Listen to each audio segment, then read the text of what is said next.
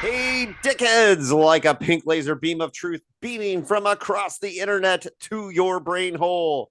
I am your personal dickhead, Count David Agronoff, but I am joined by a whole bunch of dickheads tonight. But one in particular is our special guest, and that's Will Reid of the Valis Corp. And we will be getting to him in just a minute. But we have this is a part of the Tuesday night live Dick Hangouts that you can become a part of. You can come and join us and be a part of these conversations, ask questions, do that kind of thing. Um, Everybody's welcome. So come and join us on Tuesday nights. And if you're watching this in the future on YouTube, we've got special guests coming up. But every week we have somebody new. So coming up here, um, or in the next 2 weeks from the time of this recording, we'll have Steve Davidson, the owner and publisher of Amazing Stories, the modern version of Amazing Stories that started with Hugo Gernsback in the 1920s. Steve is also a massive collector, and he has a huge collection of first issues of pretty much every science fiction magazine you can think of. And so he's going to haul out a stack of them, and we're going to talk about collecting, and we're going to talk about these first issues. It'll be a real fun episode about collecting.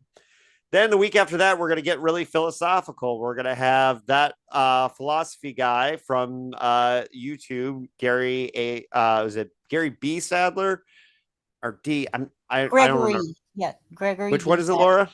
Gregory D. Sadler. Gregory D. Sadler, and he has over 58 videos about Philip K. Dick and philosophy. So get your philosophy questions ready for that'll be June 3rd. And then after that, I haven't started booking out June, but we'll get there soon. Another thing you should know about, as long as we get enough people signed up for it, and David Gill can give us more details when he's here in a little bit or at the end of this show. He's going to be hosting basically a pilgrimage to Berkeley and Northern California for Dickheads. It'll be like a live class where we're going to be going around to all the sites. It's the Philip K. Dick happening of the summer. It's going to be the last weekend of July. So if you want to take part, be a part of that, you can join through the class is available through Morbid Anatomy, which is Eric Davis's kind of online class hub. So look for that. You can go to the Morbid Anatomy website to look for that class. That's where Gil teaches all of his PKD classes. So with that being said, now I got all the announcements out of the way. Take a breath. Our guest tonight is Will Reid. He's a co-founder of a company whose name might be familiar to y'all. It's the Valis Corp. So, Will, welcome to the show. We're going to get into that company eventually, but you're obviously clearly a dickhead. You named your company Valis, right? Why don't Yes. you tell the folks like how you got into Philip K. Dick and where was your baseline for this? Yeah. Well, thanks for having me. It was great to meet you a couple weeks ago. And it's just some random email that I sent to you. Like, let me make sure this guy's not too Yeah. crazy. Well, you're in So, San Diego too, and then we yeah, got together, and you eventually played pinball. I So did. I did. yeah, I did play some pinball afterwards. It was pretty good. yeah. So yeah, I discovered Philip K. Dick in probably 2000, 2001 from watching Linklater's movie Waking Life. And at the end of it, there's a little monologue that he has where he describes one of his short stories, but he's got his own thing connected to it. And I just thought it was super interesting about time. And he said Phil K. Dick's got um, the thing about time sort of okay, and he goes off and says this is where he's wrong. But I just that whole monologue I just thought was really really interesting. And so I was like, who's this Phil K. Dick guy? I was really not into sci-fi for some reason. Some things were okay, but after reading that, I just got super excited and went and read the essay that he was talking about, which was how to build a world that doesn't get destroyed 2 days later, something like butchering the title, but it's the essay that's around that. And that just led me to all of his other stuff, realizing he wrote Blade Runner, Minority Report, and just reading a ton of his stuff. And I just love his world building that he had done. So that got me. That was my gateway drug into Philip K. Dick, was through Linklater. And just recently, I was at South by Southwest and ran into him and got to tell him that he's the reason that I'm a huge Philip K. Dick nerd now, Right. which was Well, pretty great. yeah. And next time you run into him, tell him he should come on the podcast at some point. I will. Yeah, he was sort of like, I think he sort of left. He's over the PKD thing, right? He said, I yeah. was so excited to chat with him. I thought he'd kind of geek out with me a little bit, but he's like, I'm doing all this other stuff now. I don't know. Well, Yeah. maybe I'm sure I'll bump into him again. If I do, I'll definitely send him your way. Right. Well, and then you got enough into it that you started reading the books pretty seriously. What are some of your favorite titles from the PK? Well, knowing nothing, I went back and just got the collection that had all the movie stuff because I was really into film. I've always been into movies. I originally went to school to make films, so I went back and read all these short stories.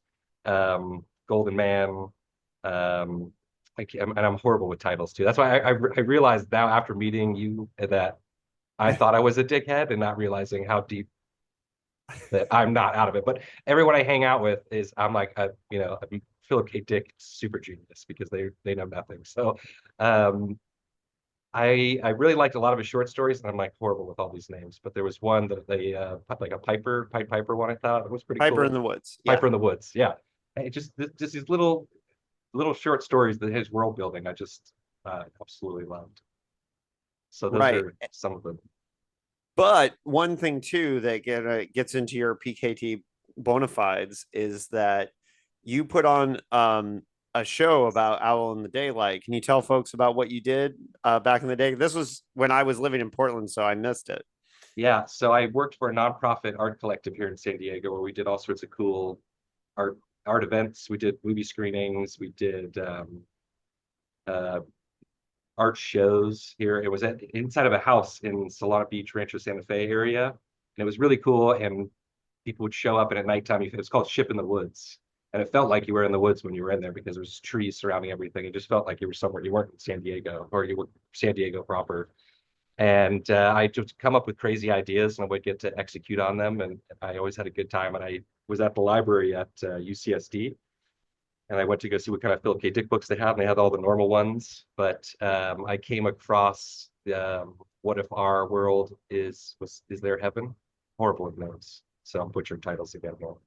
And there was a little excerpt in there about Owl in the Daylight that was the skeleton of the story, which now I've heard has been retold a few different ways. And he's got I don't know if he ever actually wrote that or during the conversation he kind of came up with things, but I thought it was so interesting. I'd never heard of the story before or realized that he never finished this book. And while I was reading it, I just envisioned this whole sort of monologue going along and how cool that would be to go to an event with a bunch of Phil's reality bending art experiences mixed with this sort of monologue play. And I got a guy to play Philip K. Dick who looked like Philip K. Dick, made his beard all gray, and he's an awesome actor, and he joined in, and we just did this sort of dialogue. And we had hidden teleprompters up on the stage, and nobody realized that. They were like, that was really impressive, all the dialogue that they had to memorize, but they just had these little hidden teleprompters that were sort of in the crowd that nobody noticed, which was really good. And it was really cool. We had this art piece that was a big, oh yeah, that's the book. Yep. At least one of the editions. Yeah. But so after reading that, and I had this whole idea in my head too, I flipped it over and saw that they were at, I think it was either published or somebody was out of Oceanside. And so that just led me to like one thing to another, to start reaching out to people and saying like, oh, I love this. Can I turn this into sort of a little play thing? And then it went to some publishers who no longer had the rights to it, and back and forth. And finally we said, I helped write this, so you can go ahead and do this play, which is really great. So I got amazing people involved, helped out. And we just did some really cool art experience stuff that was cool. Sort of, and you had some people from the PKD circle that like came and checked it out, right? Yeah, so I reached out to Phil's old friend Paul Williams. He passed away, but his wife lives in Encinitas still, and so I just reached out to her. I was saying like I'd love to come be part of this somehow, and she invited me into her home and showed me all of these Polaroids, pictures, just little trinkets. They had a Philip K. Dick Pez dispenser. And so she let me use a bunch of that for the show. So I had this little glass case that had all this memorabilia stuff and pictures that no one's probably ever seen before. And we had that on display. And then David Brin came by, Tim Powers, and it was just amazing. And everything just worked out. Like somebody just happened to be in town during the event, so they're like, "Great, we'll come by." And it was awesome. We had a bunch of really cool art on display that was very Philip K. Dick, and then we had this little monologue play that I think went pretty good for the amount of people that were involved to put together. It was pretty great. I do have the video somewhere on a hard drive. I'm a hoarder of hard drives, and so some of my old IDE hard drives have the video of it somewhere. So it's on my to-do list of pulling it off and making sure that I get to keep it somewhere because it was really good. And it was yeah, and I'm sure we'd all love to see it. Yeah, I've got the hard drives here somewhere, so I'll definitely put that on. Well, and speaking of somebody who wrote a 50-page chapter of his book on Owl in the Daylight, I'm interested to see what she came up with as well. Yeah, but it was so great. I reached out to R. Crumb, who made the Pink Light sort of comic strip surrounding his experience, and he sent me an email, just said, "Yeah, go ahead and you can use that in your event too." So it was great. It was a really good time. Well, and everyone should know that, and I can sense some of your brains like already thinking this. Will and I have already talked about the idea of Paul Williams, widow coming on the show. So, and we've already kind of like talked about that. I'm working on that. I know Paul Williams is a really important part of the Philip K. Dick story. And I know, I'm sure Jonathan Lethem would be really interested in that as well. I think a lot of people would love to hear from her. So, because I definitely think she has an interesting part of the story, and you might be the only one on this call that's touched the PKD Pez dispenser. So, but it was pretty amazing to have all these things sort of lined up, and there was this amazing Polaroid of Phil that had like a double exposure too.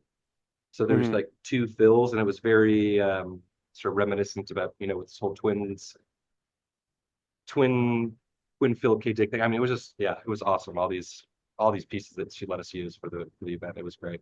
So no. And a lot of this, I'm moving through this quickly, but I wanted people to know that, like, you don't remember titles very well. You are a serious dickhead. Yeah. Right.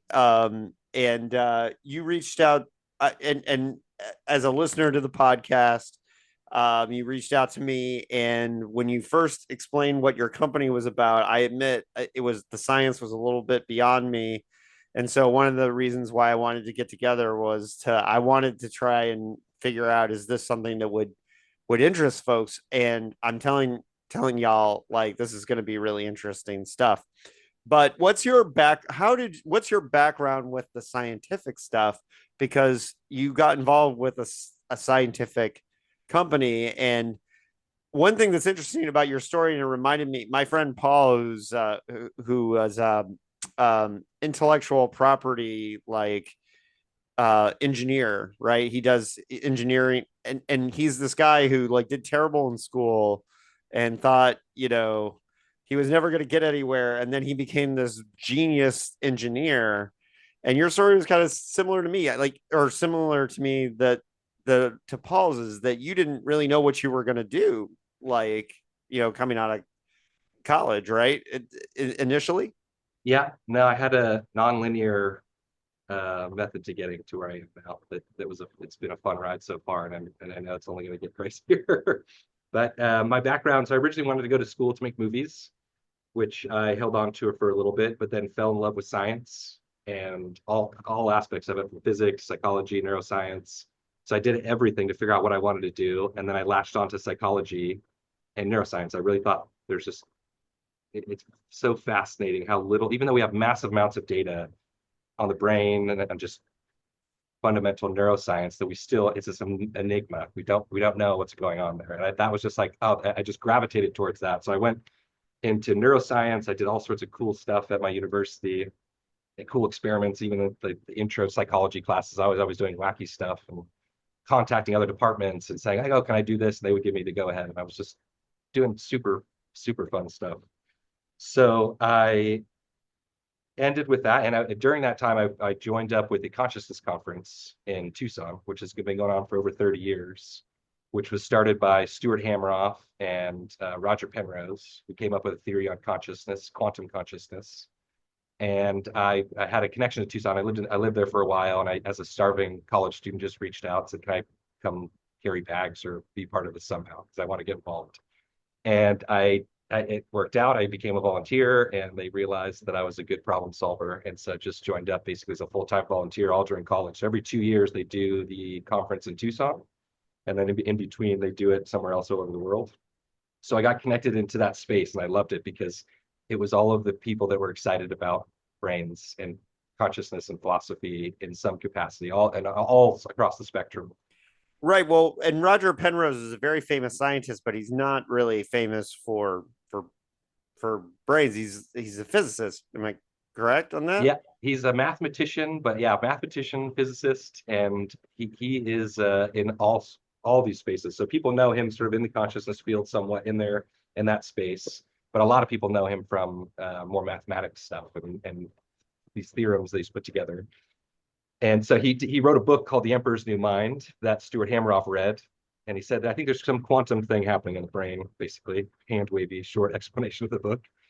Stuart read it and said, well, I'm an anesthesiologist, and I think I know where this mechanism exists biologically in the brain. So they got together for an extended period of time, and they sort of hammered out this theory on consciousness that took off. And they've been talking about it for 30 years. And a lot of people since then have said, no, you're totally wrong. The brain's too wet and warm to do anything quantum. Everything will collapse, and it's not going to work. And then the last few years, go ahead. No, wait. Now let's slow down a little bit. Sorry. I mean, we got a lot of science fiction dickheads here. Yeah. I mean, these are obviously issues that are pertinent to people who care about the issues that Philip K. Dick cared about. But quantum for dummies, like explain what you mean by there's a quantum thing going on, because I think that's so.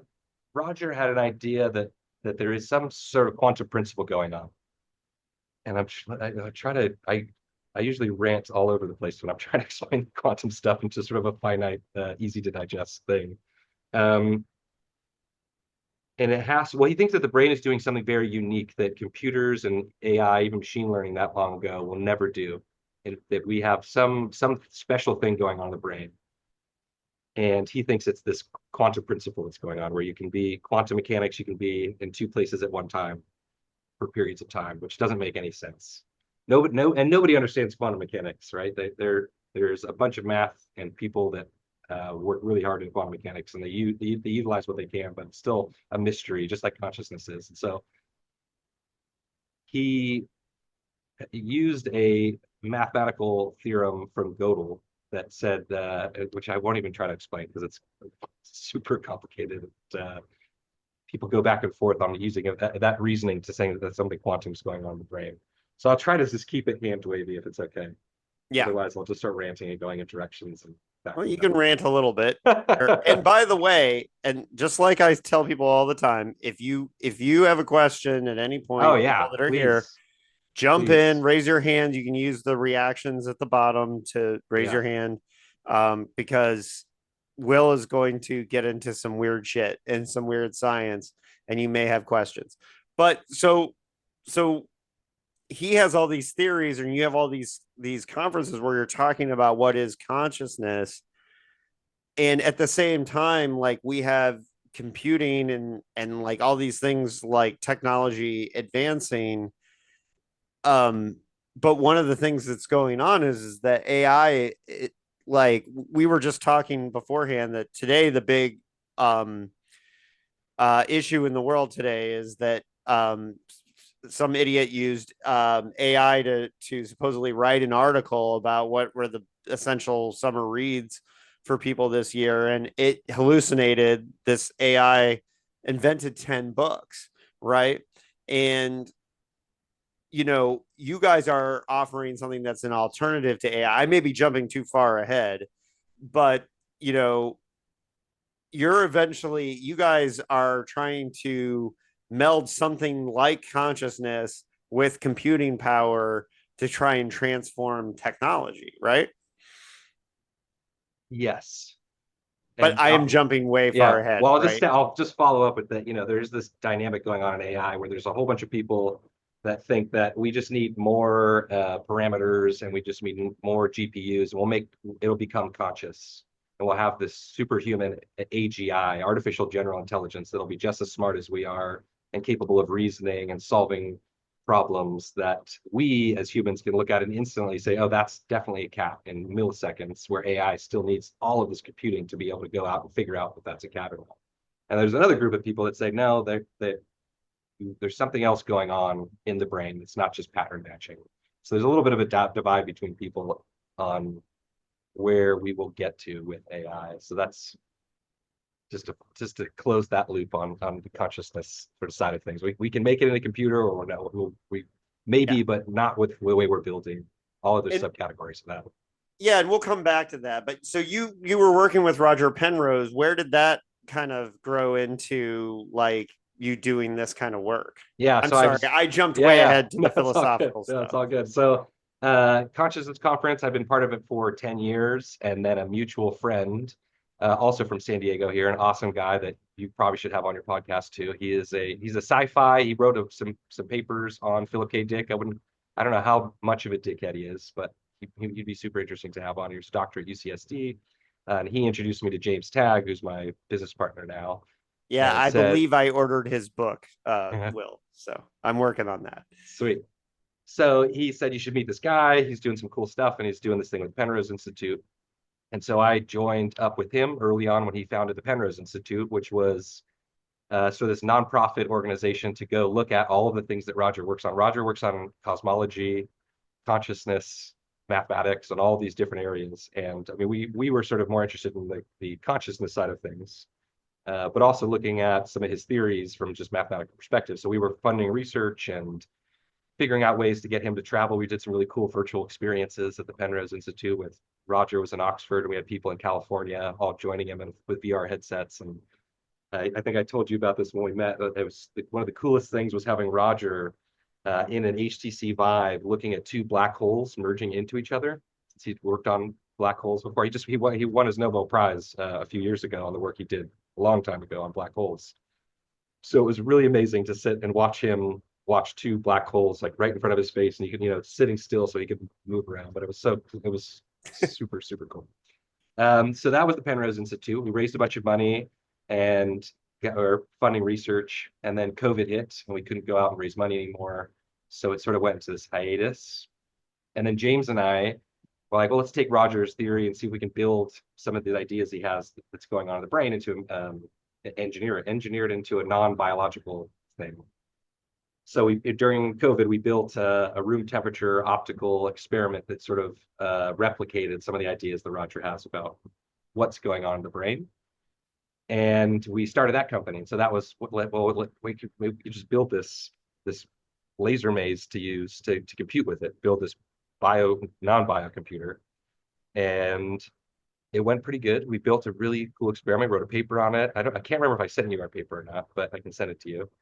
And we tried to raise money for that, and it didn't totally work out, and we were kind of trying to figure out what to do next. And then we've been connected to Alison Watry, who's at UCSD, who's been working on organoids for 7 or 8 years, which are little neuron clusters that represent sort of the brain. And we thought, well, if Roger and we've got these ideas that the brain is doing something unique, instead of building this in a hardware scale, we had this big, massive table would be considered to be like one neuron hand wavy explanation of it. So we'd have to scale this thing up to a really big scale.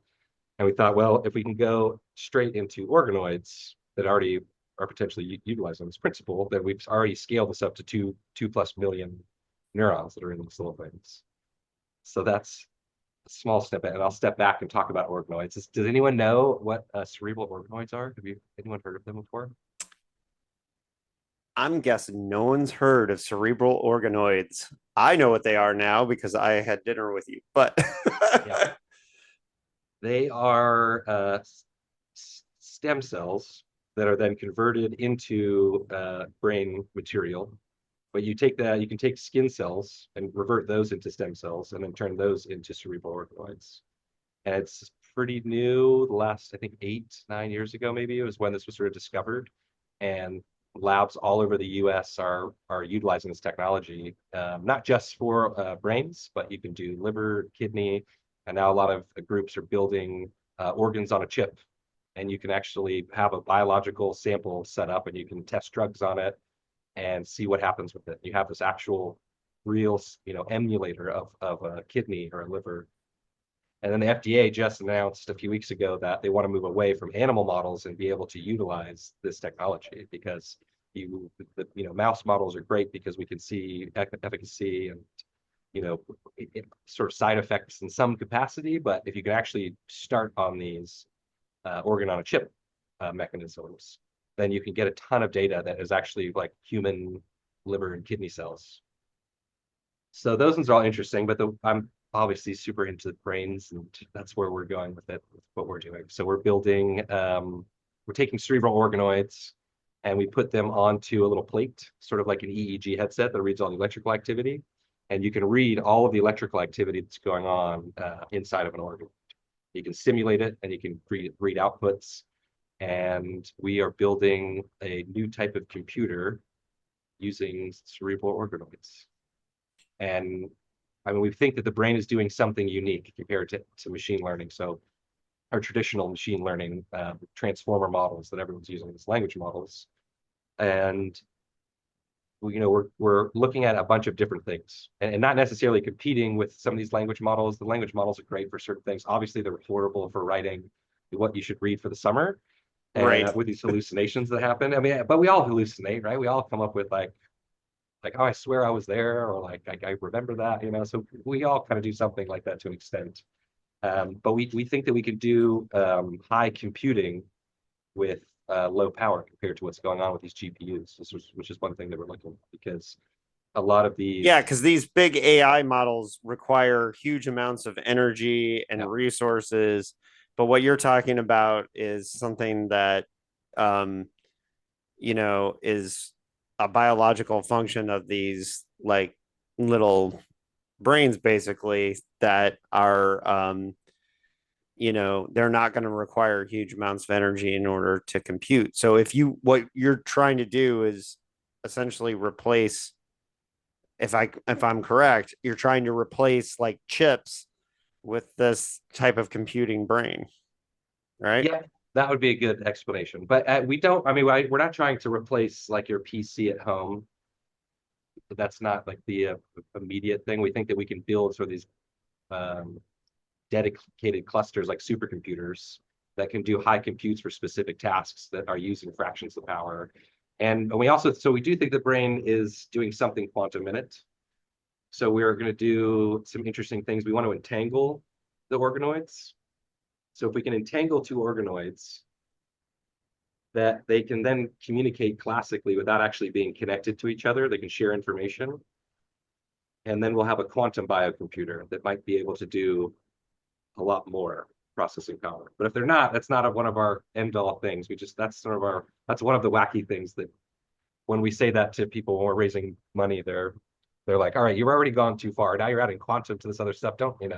They keep telling us, just tell us with VCs, you got to tell them a nice clean story that says this is this easy thing we're going to do, and you can see the whole pathway to it. But we do think that the brain is quantum, and if we can entangle these organoids, they can transfer information between each other. And you build whole clusters of them. You have this quantum biocomputer that can do n more power computing between them, within them, and between them. I don't know if Now, that's super.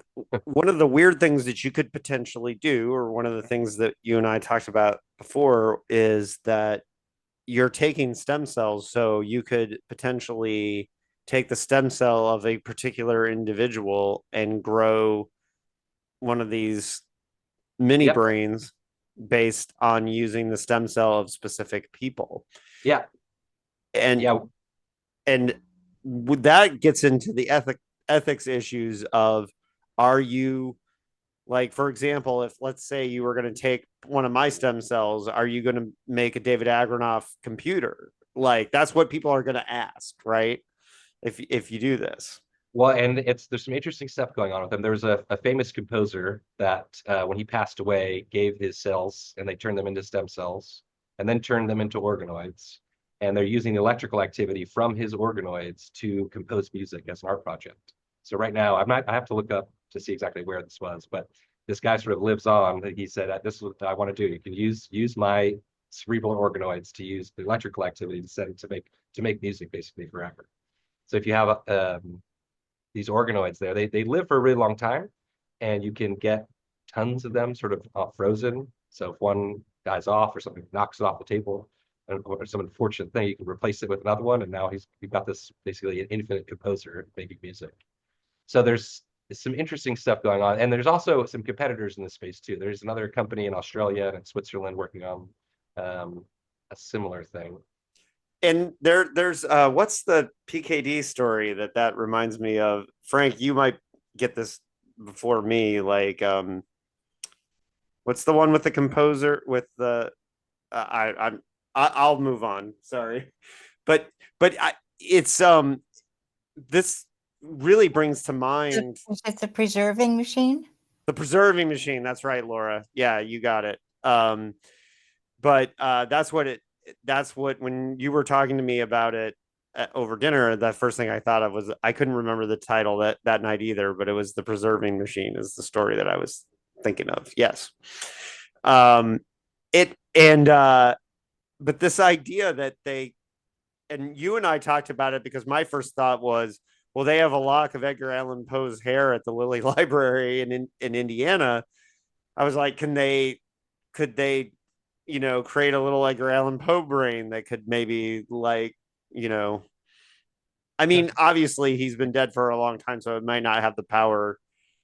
I don't know, but the science fiction brain in me. Oh yeah. No, I mean, they've done some really interesting things. They took some Neanderthal, I think we talked about this too, but they took Neanderthal DNA and built organoids from them, and they compared them to modern day humans. And they did see all these different expressions that were going on. Our organoids from anyone today are these nice round, not all of them, but there's some nice round, everything looks pretty uniform. And then the Neanderthal are all sorts of interesting shapes. So there's something else that was just going on there. So just being able to look at what genes are expressed or not expressed, what's being held back, what's going on with the genetics there is interesting. So are these organoids, are you already doing computing with them? I mean, they're writing music. So what does that look like? Do these organoids, are they like processing information already? Are you guys already at that stage? So we are currently in fundraising mode to get the lab up and running for us. Our team and the people we're working with at UCSD, we're licensing technology from UCSD. They have been doing all sorts of interesting things. They've got organoids controlling robots roaming around, and then they're building closed feedback loops. So as it enters like a little maze, it can determine, do I need to go into this wall or go left? And so they're working on some of that stuff now.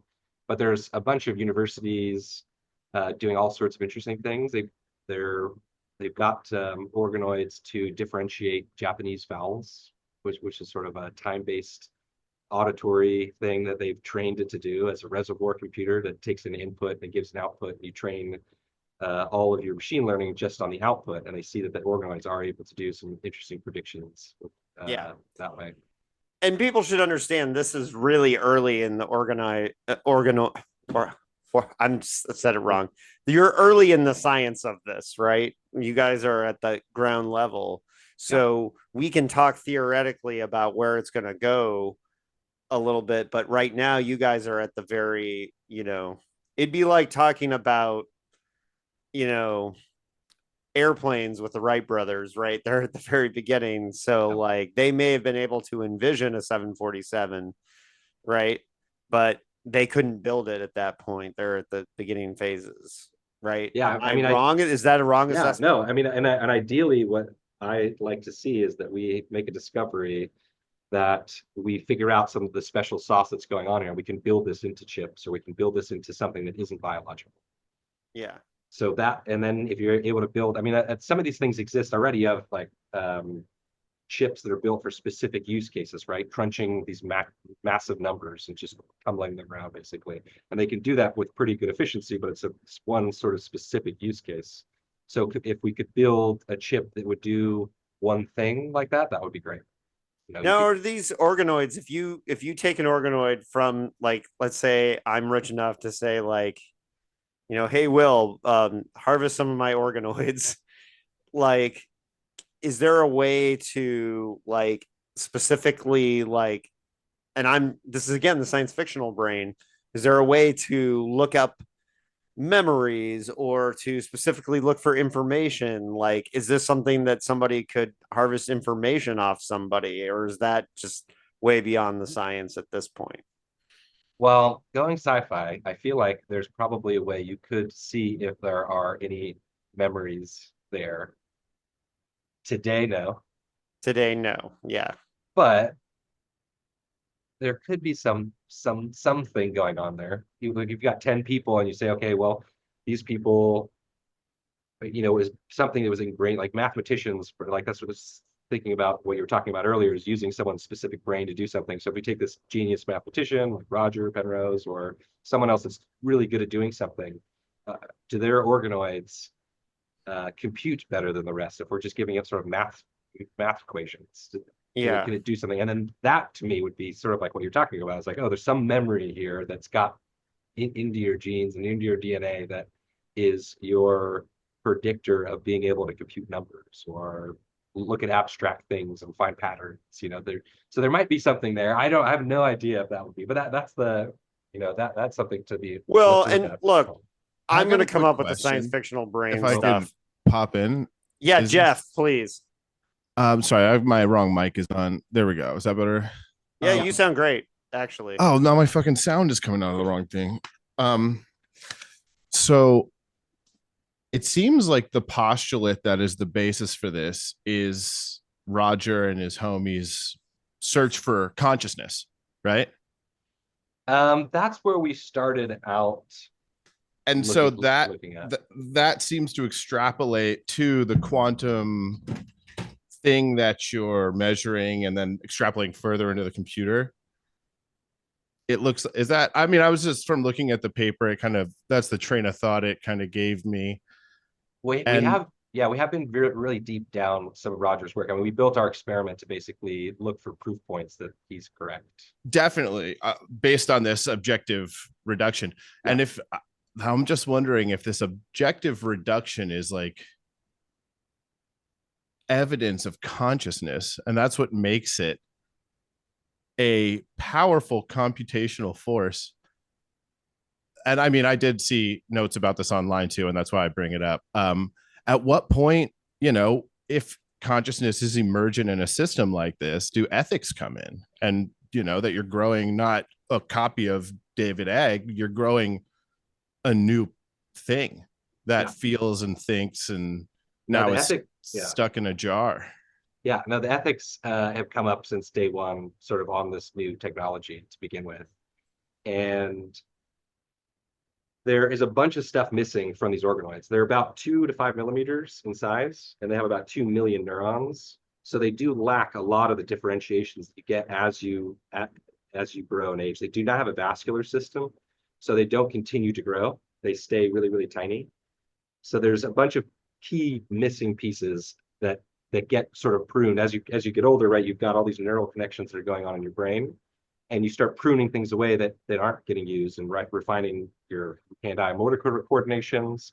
So you don't get those aspects of it, but it is a big question. And the first ethics meeting discussion that was held on it, as far as I'm aware of, was put on by our scientists at UCSD. And it was a great talk. They brought in people from all different backgrounds, not just in the biosector too. Christoph Koch is a big neuroscientist, and he was there. And they were discussing the sort of the ethics all behind this. But everything that all of the researchers basically all over the world are seeing that there's not enough, even though there is a lot of complexity in there, there does not seem to be enough complexity to sort of have consciousness as we are experiencing early on. Right. That's a big assumption, knowing that there's like where consciousness starts and ends. right? And that's what's interesting about, I mean, the first line, we describe an experiment using superconducting transmon qubits that demonstrate wave function collapse consistent with ORC-R. And if you guys want to look up the papers right on his website, the theory of consciousness proposed. So this is kind of stating that, like, if this experiment is right, that consciousness is quantum, and that's kind of what you're taking advantage of here. That's at least what the sentence makes it seem like. And that's terrifying to me. It, because like then now you're, you know, having the discussion between us, we can say, oh no, this is all like one of my favorite stories from him, where they pick up the kids when they learn math, you know, when they're 13. And it's like, that's you aren't human until you Progeny. develop That short story. Thank you. I never even thought of being pro life until I read that story. And not like I've made a decision, you know, I'm not, but like I never understood what it was like to stand on the other side of the fence more than that book. And that's how this sentence kind of makes me feel after reading the paper. And it's like, dude, if this is right, and that is consciousness, that makes this time difference that you're measuring, that's going to be taken advantage of. That's like, that's gnarly. It's one of the just looking at machine learning stuff with everyone that's part of OpenAI and all these other guys. They're like, we just need more GPUs, and we're going to make consciousness. We're going to make these computers be conscious. Well, that's like, it's like if it's emergent in a system like that, sure. This I feel like is such a deeper postulate that like is like, you know, this is where the philosophy comes in. Like, yeah, well, this and is saying that like... this is saying that that consciousness is quantum, and that if you understand what quantum mechanics is, that like is pervasive in everything, stretches to all time, touches everything in deeper ways than you can ever imagine. Right? Well, it's like crazy. It's beautiful and fucking terrifying. Yeah. Well, and I will say, Will, when we talked about it, it made me realize that ChatGPT has, and those types of computing models have no fucking chance of developing consciousness. Everyone's worried about them becoming sentient or whatever, but what it taught me was they really don't have a chance. But what I think you're saying, Jeff, and I agree with you, is where this becomes gnarly and terrifying is it's a whole different ballgame when you have something biological that you're creating that taps into that weird essence of life that we can't explain when you're kind of playing God as scientists, right? Yeah, and the fundamental postulate of whether this quantum computer will work or not is whether this, you know, Sir Roger that's Penrose what makes it Dickian and Hammeroff's proposed consciousness effect of quantum mechanics is real. And that's like, those two things being entangled is so deep and gnarly. Yeah. Sorry, Will, we've talked a lot. It's your turn. I'm done. Thank you so much. This is really just like beautiful stuff. Yeah, I mean, we just think that there's some extra special sauce that the brain is doing that machines will never do, and not necessarily building a full-blown conscious machine. I mean, I kind of put it towards Douglas Adams. Oh my gosh, what's the computer called? Deep Thought, right? You build this mega computer that it's got all the thought power in the world, and it spits out what's the meaning of life, and it's 42, right? And yeah, okay, well now you need to build the other computer to actually explain to you what's going on there. And in that way, right, this high computation thing that isn't necessarily consciousness. I mean, what we built in the garage is utilizing the principle of objective reduction, which is basically like is anyone familiar with the Schrodinger's cat quantum thought experiment? Sure. Yep. I think most of us know that. Yeah. Right. Yeah. So Yes. So you've got the cat in the box, and it's got 50% chance that it's going to stay alive or dead. And well, I mean, one of Roger's theories, and nobody knows what causes collapse. Why does it all of a sudden collapse? And James, my business partner, always says that you know, you've got to, if you have a PhD on your lab coat and you go make an observation, then that's what counts. You got to have the PhD, and then you've given enough to collapse it to one or the other. And Roger's theory is that there's something going on there where you can actually peek in the box and see the cat dead and alive for a short period of time. And if you can do that, you can build a really interesting piece of computer technology, which is what we started out to do originally in the Optus experiment. And we went through and we realized we were just doing fundamental research that we would have to do forever to prove to people that are naysayers that this is a real thing. And we decided to, well, let's just build something and see if it works. And so we did that originally, and now we think going to the biologics, we might be able to build the computer that can do some really interesting computation. So, I mean, it is a big thing about consciousness. I don't think that these little organoids have consciousness. I think there's just not enough complexity and routing going on there to give you the full complete setup. But if you can utilize pieces of that have this sort of computational power, then you could build these really interesting computers. And that's what I'm interested in, what we're interested in. Yeah, But the question, one of the questions I've got just straight up, and this is my genius segue, Will, is are you building a vast, active, living intelligence system? Well, so I didn't really go over the really crazy part. I mean, that's all kind of crazy too. But there's an interesting new research that our team or the people working with at UCSD has been doing over the last 5, 6, 7 years, which is sending the organoids into space to see what happens. So if you send an organoid into space and you put it on the ISS for 30 days, it ages them about 10 years, and then some biomarkers are even more, like the telomere damage that they get, they look like 70 or 80 years old.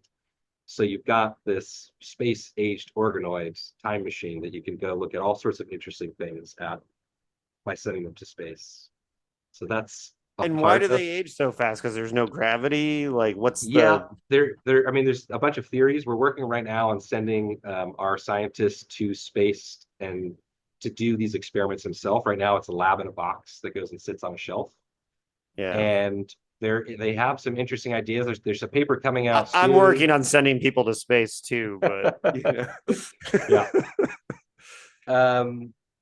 So yeah, they go in a lab in a box right now. But if he can go up there and actually do a bunch of interesting experiments over the course of a certain amount of days, we can get a lot more information about what's going on there, because we don't really know what's going on there. But it is something to do with low gravity and potentially the molecules and proteins moving around and not having this thing going on. But it's really interesting. So the other part of what we're doing is if we can get this computational device to do things, compute math formulas, run matrices, and learn things, can we give them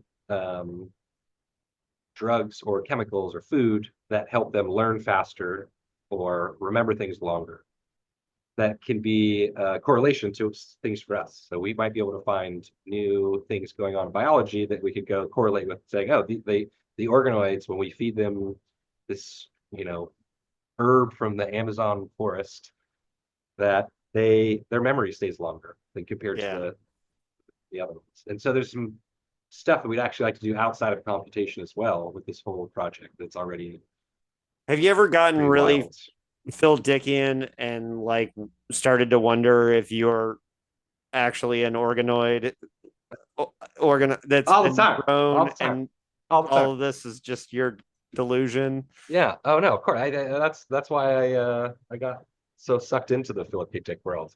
Just having your worldview completely shattered with a sentence was just like, oh man, that the world building that you do, and then taking it away, and this is how things work, but not anymore, and having complete paradigm shifts of understanding of reality. I just love it. Have you ever like brainstormed like explaining this to Phil, like what this would be like, explain like how he would process this information? Because that's really interesting to me, because I think he'd find it terrifying. And I think so too. I mean, I've been reading. We talked about. I got a copy of his letters, the collection of letters, the last years. I can't remember. 80 to 82. I've been reading the. Yeah, you bought it in that same hall from the rest of us did. Yeah. Yeah. And it's been fascinating actually reading his words and retelling stories that I've heard from other people, or read an article, or read it somewhere else, and hearing things come from him, and what was going on in his head. But after listening to your guys' podcast and hearing how he tells stories differently every time, depending on who he's talking to and on where he's at, it's just, yeah, it's interesting. So I think that he probably would be, but I don't know. It depends on what day you catch him on. Maybe that's what I've been, Yeah. where's So what year or what mood he was in at the time. you didn't take my segue, but are you That's all right. building the vast active living Yes. intelligence system? And is that why you named your company Valis? Yes. So we had licensed some technology out of Japan that they had built an actual jelly brain, like he called it, which was a material science researcher in Japan.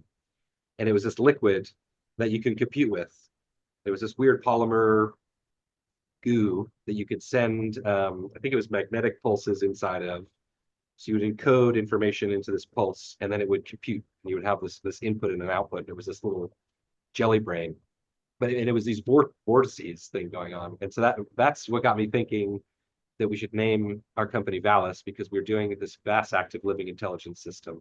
But it was a vortices. So I was like, well, it's a vortex intelligence system. And I kept playing around with that. And then my business partner kept coming up with really boring names. And I'm just like, oh, we got to call it Valis. Like, and then I thought there's more dickheads out there. I met so many people who are big sci-fi nerds, and they're like Valis, like, yeah, I don't know what that is. That's cool. And I don't know, it just surprised me how many people aren't aware of a bunch of Phil's work. So yeah, I just thought it'd be a good conversation. Like, Valis, oh, I already know what you're building, Right. You're building some massive AI thing, which we're not building the ChatGPT, but we are building this an intelligence system in some capacity. So, but not to send into space, to send information into light into people on Earth, not like that. Yeah, which is really, it's a, and that's why I gave the example of the Wright brothers. And like, I think that once you guys start cracking some of the information, some of the abilities of what you can do with this kind of computing power, who knows what technology someone will think of and be able to do next.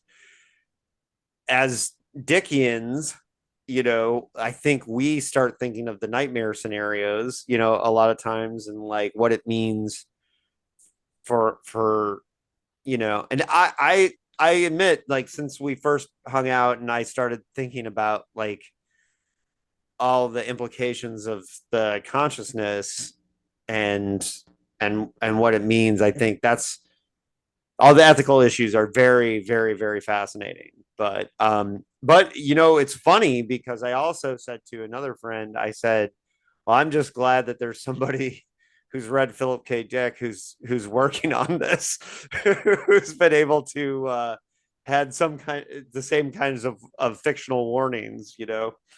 How often do you guys sit around, like the people involved with this company, because you're not the only, you might be the most serious dickhead involved in this company, but there's other dickheads involved. How much have you guys, like, do you have any funny stories about actually, like, throwing Dick's name around in conversation, like when you've been working on these issues? It's usually it's more of like some quote or some piece of a story that will pop up, and it's not always Philip K. Dick, but my business partner is a big sci-fi nerd, and he wrote a book, Are the Androids Still Dreaming, which I thought would be before I met him, which I thought was great. So I was like, oh, cool. It's on the way to my mailbox. Yeah. So I was like, oh, great. Well, we definitely we'll get on well.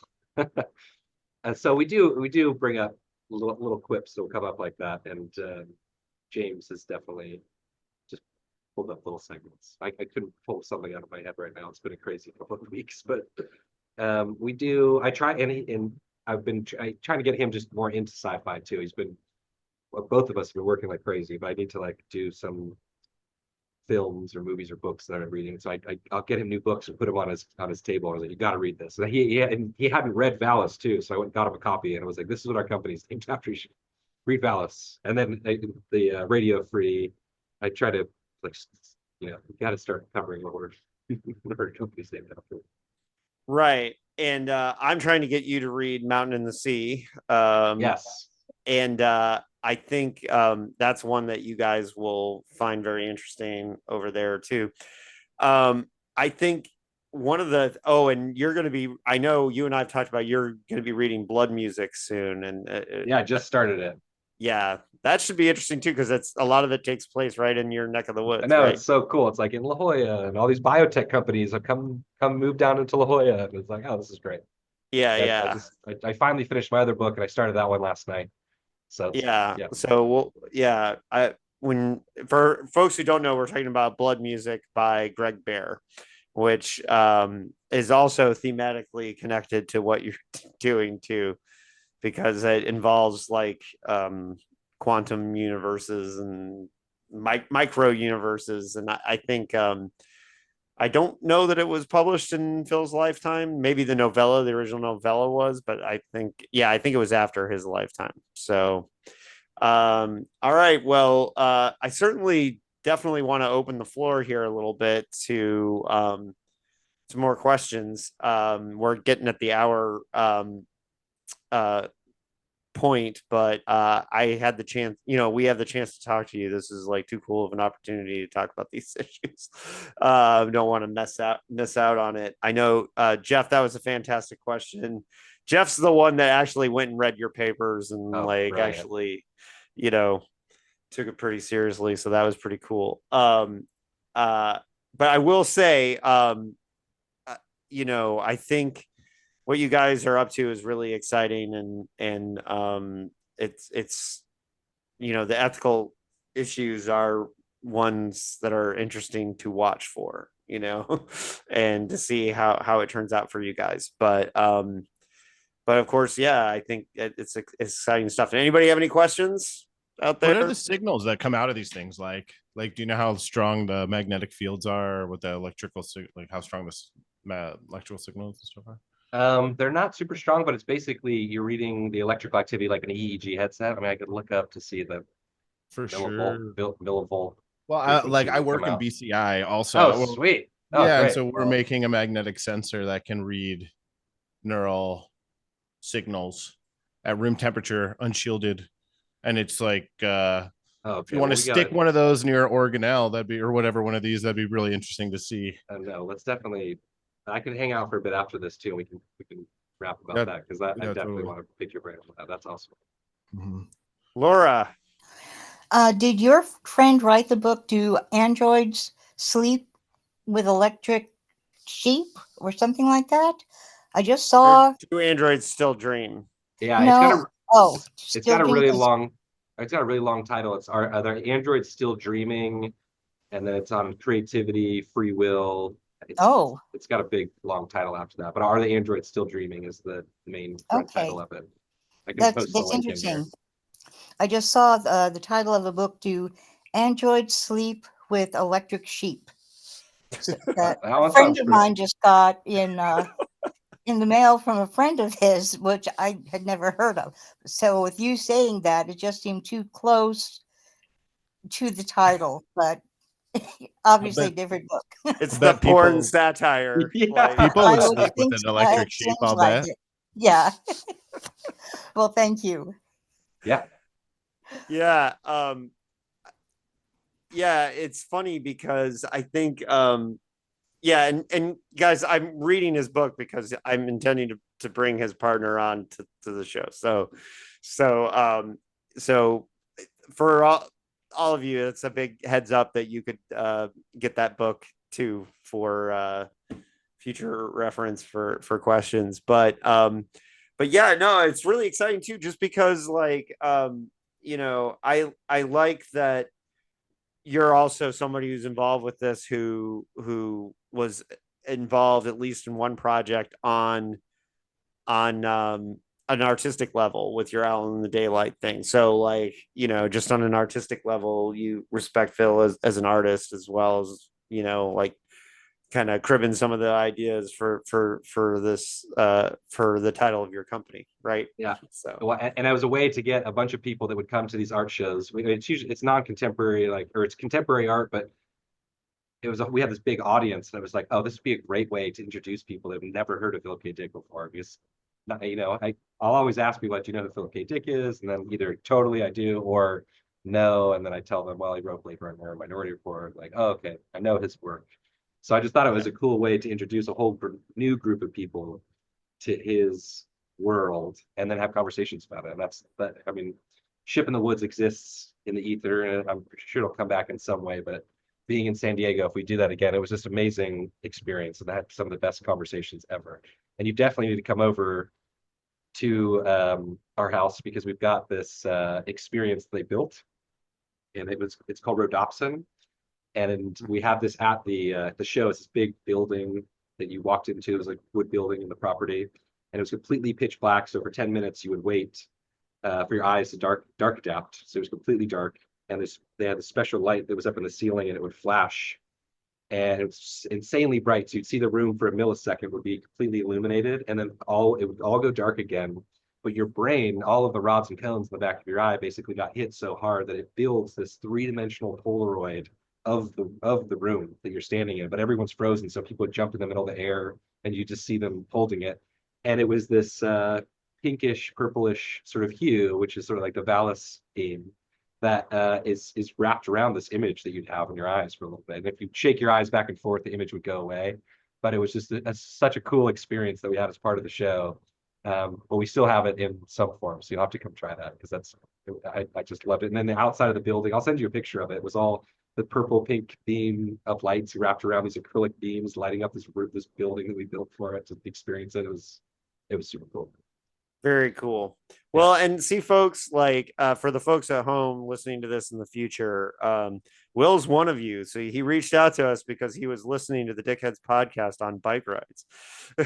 And I listened to it a bunch, and somehow I just missed. You're like, coming for you from San Diego. I don't know if I was just getting ready and I just missed that all the time, or I somehow skipped ahead and then just on the bike ride, and I was like, oh, these guys are in San Diego. That's great. Yeah. And so that's kind of how we connected. And yeah, I mean, it's really cool stuff you're doing. So like, does it help you for the public to follow what you're doing? And do you want to tell people how they can do that?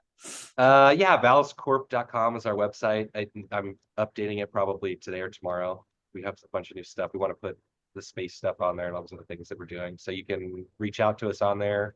I think there's a contact list. If not, I'll send you something that you can post, and if someone wants to reach out and have questions. But we're hoping to raise some money here pretty soon and have our lab built up, and anyone that. And when you do, I'd love a tour for a San Diego person. Oh, for sure. No, and Jeff, you should come down and visit for love me a laboratory. Yeah. And San Diego. Fuck, don't need to give me a reason. Yeah, San Diego's pretty great. I love San Diego. It's not a bad train ride, Jeff, for you. So I've never done the coastliner either, which I've heard is a dream. Yeah, it's pretty fun. So on that note, Will, you're probably gonna hang around, and I'll stick around for a bit, and join the discussion. And but unless anybody has any last minute questions, Gil, you just got here. Were you able to follow any of this? Did you have any questions? I followed the last half. I missed when consciousness got defined, and so I was hoping we could circle back to that one real quick. But yeah, we can. Yeah. I mean, I don't think it actually has been defined yet. I think that's part of the experiment, right? Nobody knows what consciousness is. Yeah, I've been going to the consciousness conference for 10 years. It's been going on for 30 years, and everyone has their own. I mean, when I first got into the consciousness thing, going to the conference, I just like, this is great. I would read all these papers, and I wrote papers, got to hang out with all the people that I read their research. But everybody, it's just this, I wouldn't say a battle, but everyone has their own pillar of what consciousness is or isn't. And from all the spectrums. Well, Gil and I are available for the next conference if you need somebody, Philip K. Dick experts, right? Well, but there's like, okay, you can go to the dictionary, right? And you can just look up consciousness, the state of being awake and aware of one's surroundings. I guess I don't, and again, I don't want you to recapitulate everything you've said here. I can go back and listen. Then you'd have to define awareness. Are you working on creating something? Sorry, do we lose Gil? Him and his shitty internet. Yeah. Oh no, we lost him when he was getting fired up.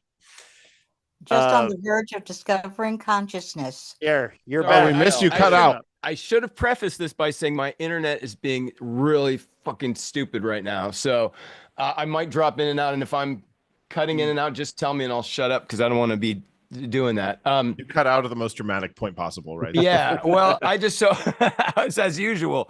Are you creating something that's aware of its that's aware? Is that, I guess, is what I'm asking.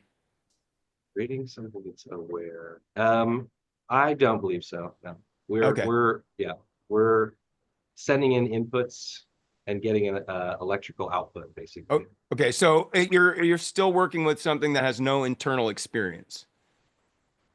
As far as we know, yes. Okay. And I mean, all the organoid researchers, everyone who's doing a lot of this stuff, there is a lot of complexity there, but not the complexity that we have or that a 5-year-old has. Because you're still pruning and you've got all these extra pieces of the brain going on that are missing. 5-year-old can think a lot of thoughts, though. No. So I'm saying not even a 5-year-old. Like a 5-year-old still has, even 3 years old. I mean, you could probably go back to your first memories, right?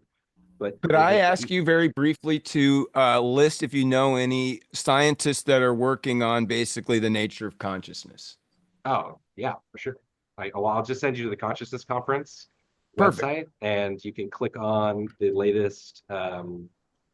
I think it's a PDF, and it has everyone's abstract in it, and all the keynote speakers. You can start keynotes because they usually have books out or something like that too. But that'll make you. Oh yeah, Jeff just put it in there already.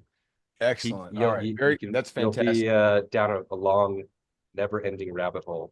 Where's the next consciousness conference going to be at? It's in, I think it's either June or July, and it's going to be Barcelona. Yeah, that sounds dope. June or July of this year? Yeah. In Barcelona. God So damn. then the next year will be in Arizona. So. Yeah, following year I'll be back in Tucson. All right.